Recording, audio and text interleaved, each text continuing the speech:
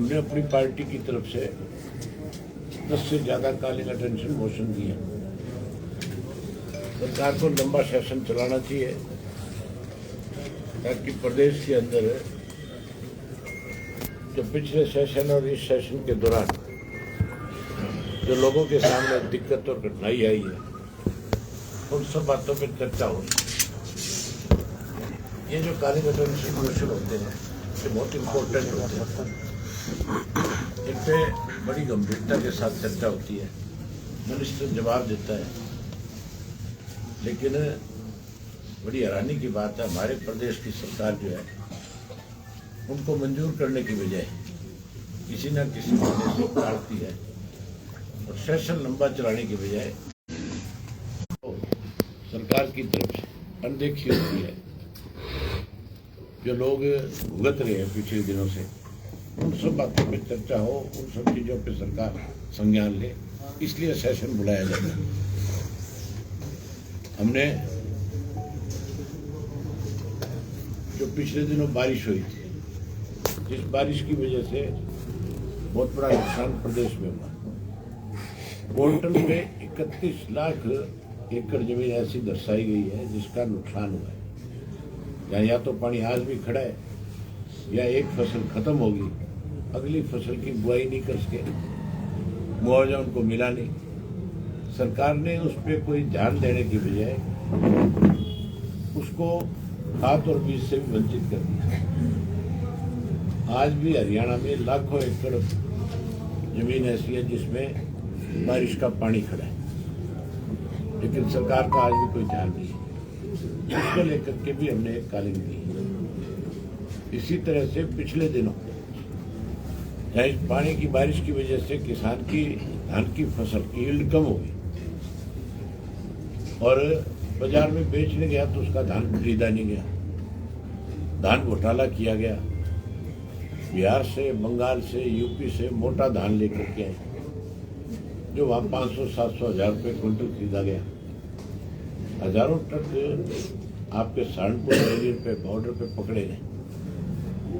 पहले उनको रोका गया और फिर फर्जी गेट पास काट करके उसको ला करके बेच दिया। हजारों करोड़ रुपए का सरकार को चूना लगा। ये जो इस तरह के घोटाले हैं ये मान के चलो बिना सरकार के संरक्षण के बिना संभव नहीं है। ये तो सरकार की मिली भगत से ये धान यहाँ पे आए और आकर के बेचा गया और इसमें पैसा ऊपर तक पहुंचाया गया। चंद लोगों के खिलाफ कार्रवाई करेंगे केवल दिखावे के लिए और कुछ दिन के बाद फिर इन्हें छोड़ दिया जाए। जहाँ धान का घोटाला किया वहीं इस सरकार ने पिछले 11 साल में 21 से ज्यादा बड़े घोटाले किए। शराब का घोटाला किया, रजिस्ट्री का घोटाला किया, पेपर लीक का घोटाला किया, भराई और ढुलाई में घोटाला किया गया। अनेक ऐसे डिपार्टमेंट हैं जिनके अंदर सीधे तौर के ऊपर सरकार में बैठे लोगों ने प्रदेश को लूटने का काम किया। पिछले घोटालों की जांच करने की बजाय अब नित्य नए रोज घोटाले किए जा रहे हैं। हमने इन सारी बातों के लिए अलग अलग कॉलिंग दिया। वहीं उसके साथ साथ जिस तरह से स्पोर्ट्स डिपार्टमेंट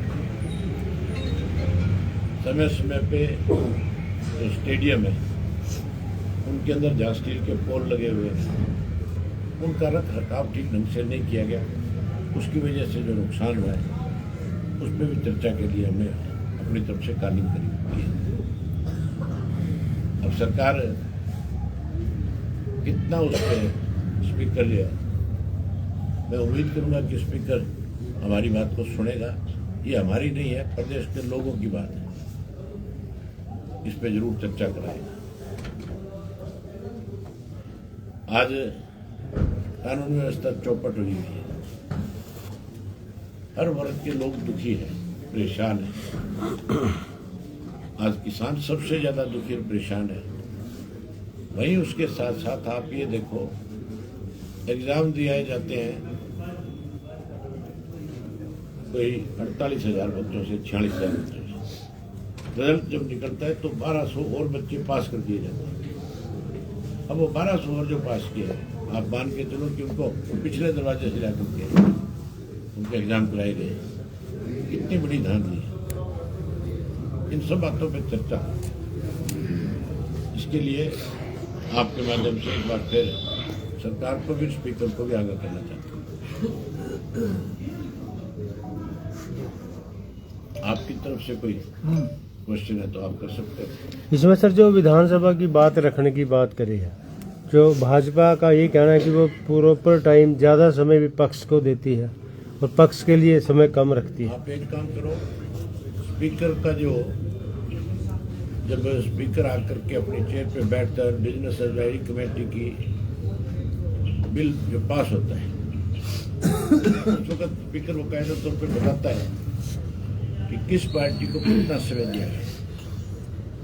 एक विधायक को मैक्सिमम से मैक्सिमम 5 मिनट का समय मिलता है।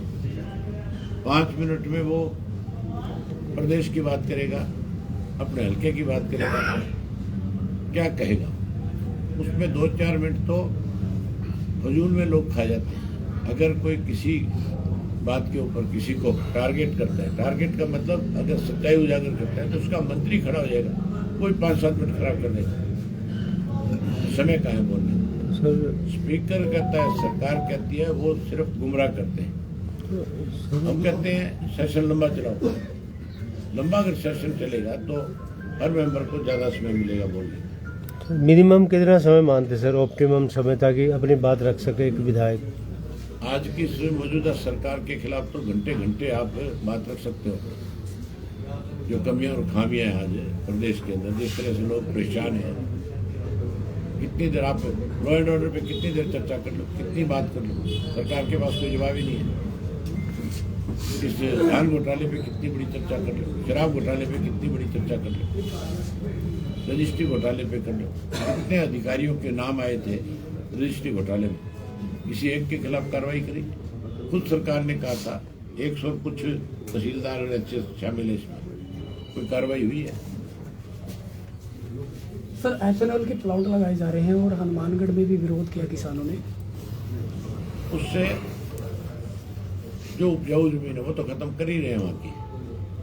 उसके अलावा उस इलाके के जो गांव हैं उनमें इतना ज़्यादा प्रदूषण हो जाएगा कि लोगों को मजबूर होकर के घर बार परिवार छोड़ने पड़ेगा। सरकार को इस तरह के प्लांट जो है इन बंजर इलाके में लगाने चाहिए, जहाँ आबादी ना हो, जहाँ जमीन उपजाऊ ना। सर डीजीपी की तरफ से 71 वीआईपी की जो सुरक्षा हटा दी गई है, क्या लगता है कि उनको सुरक्षा की जरूरत नहीं है, या फिर जो डीजीपी ने जो फैसला लिया है ये थोड़ा गलत लगता है? मैंने एक बार विधानसभा के अंदर सरकार से ये पूछा था कि कितने लोगों को सुरक्षा प्रदान कर रखी है प्रदेश में। 400 से ज्यादा लोगों को सुरक्षा प्रदान की गई थी।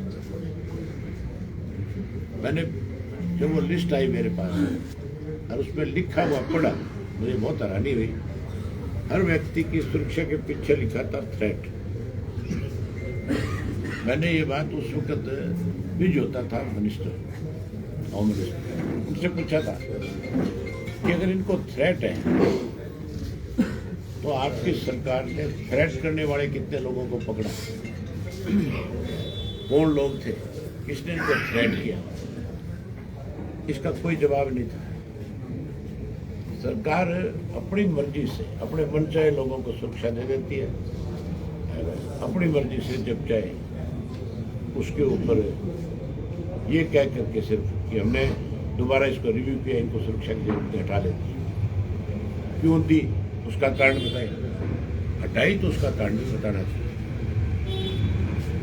ऐसे ऐसे लोगों के पास सुरक्षा है आप सोच भी नहीं सकते। मेरे को वाई प्लस सुरक्षा दी गई, गनमैन तो 7 दे दिए, गाड़ी एक नहीं दी। मैं उन गनमैनों को कहाँ बैठा के ले जाऊंगा? वो मेरे साथ कैसे रहेंगे? एक लड़के को बैठा सकता हूँ ज़्यादा से ज़्यादा, और कई दफा मेरी अपनी प्राइवेसी है, वो एक भी नहीं रह सकता मेरी गाड़ी में, तो क्या वो पैदल चल के जाएगा?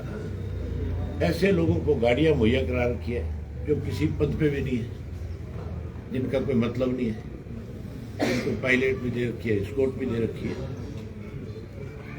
मतलब ये सिर्फ अपनी सुविधा के मुताबिक अगलों को सुविधाएं देने का काम करते हैं।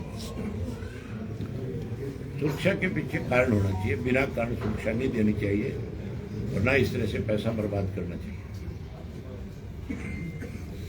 सर, इनेलो में घर वापसी चल रही है, काफी लोग घर वापिस आ रहे हैं, क्या कहेंगे? काफी नहीं, 80% से ज्यादा आगे, और अभी 4 साल का समय है। आप देखना इस किस्म के हालात पैदा कर देंगे हम कि भाजपा को समय से पहले सरकार छोड़ के जाना पड़ेगा। लगता सर इनेलो विपक्ष की बड़ी भूमिका निभा पाएगा? आपको क्या लगता है, पहले आप बताएं। अभी तो जिस तरीके से किसने निभाई अब तक? कांग्रेस तो बीजेपी के साथ मिली हुई है। कांग्रेस तो लॉ एंड ऑर्डर के ऊपर पिछले सेशन में वॉकआउट करके भागी कि नहीं भागी? किसने लड़ाई लड़ी? अब भी देख रहे हैं इस सेशन में भी कि कांग्रेस किस तरह से छोटी छोटी बातों पे वॉकआउट करेगी, वॉकआउट करके केवल अखबार की खबर बनाना चाहते हैं। मिले हुए सरकार से, सरकार के इशारे को समझते हैं और बाहर चले जाते हैं। सर कांग्रेस आज छोटा सा सरकार चाहे बीजेपी हो, कांग्रेस हो या आपकी भी सरकार रही हो, किसानों को ही क्यों मुद्दा बनाया जाता है? आखिर जब सरकार बदलती है कभी गन्ने का मुद्दा आ जाता है, दूसरी सरकार बदलती है तो धान का मुद्दा, आखिर किसानों को ही मोहरा क्यों बनाया जाता है? अब सरकार कहती है कि हमने गन्ने का 10 रुपए कीमत बढ़ा दी, सबसे ज्यादा गन्ने का भाव कर दिया। गन्ना तो 10 रुपए क्विंटल बढ़ा, मजदूरी कितने रुपए बढ़ी? जहां मजदूर 300 रुपए में मिलता था, आज 700 रुपए में भी नहीं मिलता। महंगाई के हिसाब से कीमत बढ़नी चाहिए। फिर तो किसान की जहां तक बात है, किसान के बिना आपके पल्ले क्या है? किसी किसान अगर उसके खेत में फसल नहीं होगी तो फिर लोगों को अनाज कहां से मिलेगा? किसान के बिना तो हर आदमी अधूरा है। किसान मुद्दा नहीं है, किसान को जरूरत है। सरकार को जितनी मदद किसान को मिलेगी उतनी ही सरकार की लोकप्रियता भी बढ़ेगी, देश मजबूत होगा। किसान का बेटा ही देश की सीमाओं की पहरेदारी करता है कि नहीं करता है? इसमें सर आज जो बढ़ने के लिए किसान और मौज करने के लिए जो बड़े बड़े उद्योगपति है वो है। इसमें सर आज कांग्रेस जो दिल्ली में है, राहुल गांधी के नेतृत्व में वोट चोरी के ऊपर सरकार को घेरने का काम कर रही है। वोट चोरी हुई नहीं हुई या कितना वो सिद्ध कर पाई कांग्रेस? अगर वोट चोरी का मुद्दा होता है और सिद्ध कर पाते तो फिर बिहार के अंदर कांग्रेस 6 सीट पे नहीं फिर सरकार बनाती। वहां वोट चोरी को लेकर के राहुल गांधी ने मेरे ख्याल सैकड़ों सभाएं करी होगी। अगर उनकी बात में दम होता, लोग उस पर विश्वास करते तो फिर बिहार में 100% सरकार बनती। सर, राहुल गांधी का विदेशी नागरिक होने का एक मामला सामने आ रहा है। नहीं, विदेशी नहीं है, वो हमारे देश का नागरिक है। अगर विदेशी होता तो मेंबर पार्लियामेंट नहीं बन सकता।